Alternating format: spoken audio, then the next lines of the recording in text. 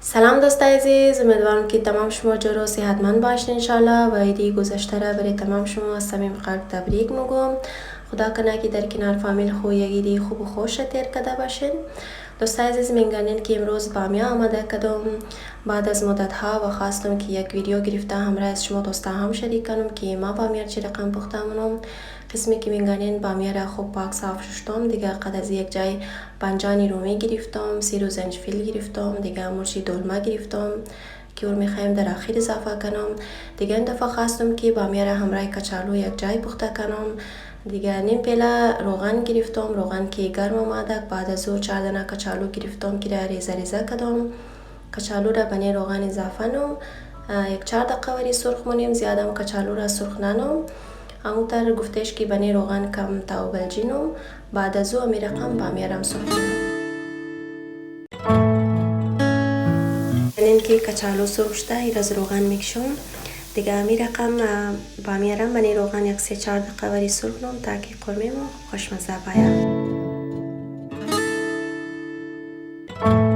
خب دوستای عزیز، میگنین که بامیا را اضافه کردم. قدر بامیا تازه هم نیست، چون که در اینج که ما زندگی منیم بامیا بسیار کم یافت است.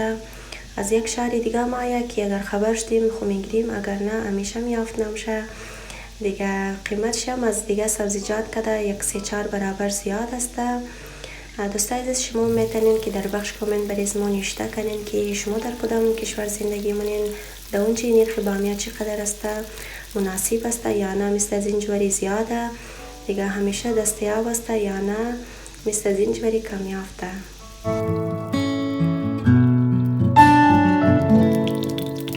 میگنیم که کچالو و بامیا را سرخ کردم. دیگه اینالی قرمش آماده مونیم.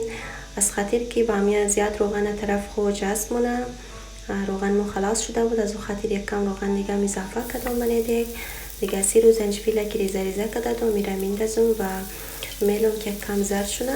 بعد از او بانجان میشه اضافه نم.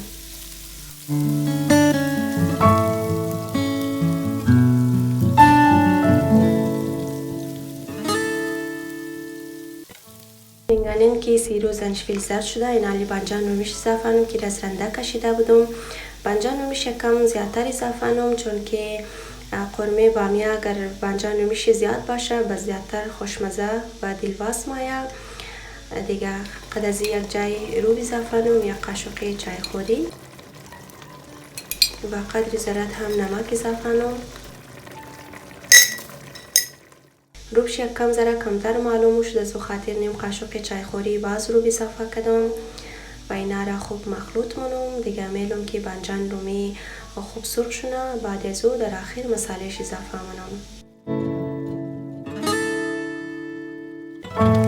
یک نیم قاشق چای خوری هم مساله کری اضافه مونم.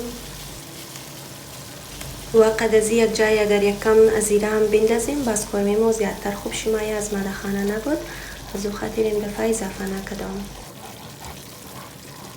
دوستای عزیز، شما میتونین که نظریات خود در بخش کامنت قد از ما شیر کنین که شما بامیا را چی رقم پخته مونین. من دفعه خواستم که بامیا را همین رقم همراه کچالو سرخ کرده پخته کنم. از این پیش دمپخت پختم کردم و رقمم خوب شمیمد.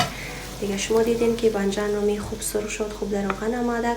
اینالی کچالو و اما بامیا که سرخ کرده بودم اضافه نم. دیگه قد از یک جای مرچی دلمه را که ریزه ریزه کردم میرم دستش اضافه نم و اینا را خوب یک جای مخلوط مونم. زیاد هم شور نمیدیم، چون که بامیا زیاد نازک است، زیاد شور بدیم بس دانهش بر میشه و قرمه مون خوب شی نمایه. و در آخر دسر از این مساله کچالو اضافه نم که بسیار خوشمزه مونه کچالو را.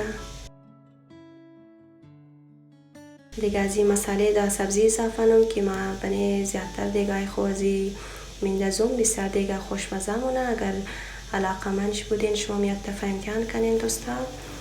دیگه 2 پیله هم آب جوش اضافه نم و ایره 30 دقیقه وری میلم دادم. بعد از او قرمه مو آماده میشنه.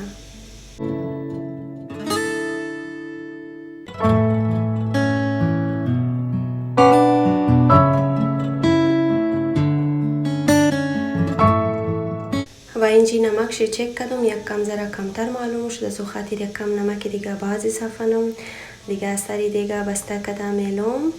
در آتیش کم برای 30 دقیقه بری. بعد از او قرمه ما آماده میشنه. قرمه را قد قاشق شور نمیدم چون که میده میشه، می رقم دیگه گرفته شور میدم. این دوستا که قرمه ما آماده شده. جایی از شما تمام دوستا خالی، واقعا بسیار خوب شماده بوده. دوستا عزیز حتما نظریات خود در بخش کامنت قد از ما شیر کنین. اگر از ویدیوهای ما خوش آمده لایک و سابسکرایب این شیر از یاد شما نره. خب دوست عزیز دیگه هر جایی که هستین همیشه برای شما دعا مونم که خوش و خندان باشین در کنار فامیل خو. مرام دعاهای خویات بلین تا یک ویدیوی نو را. خدا حافظ تمام شما.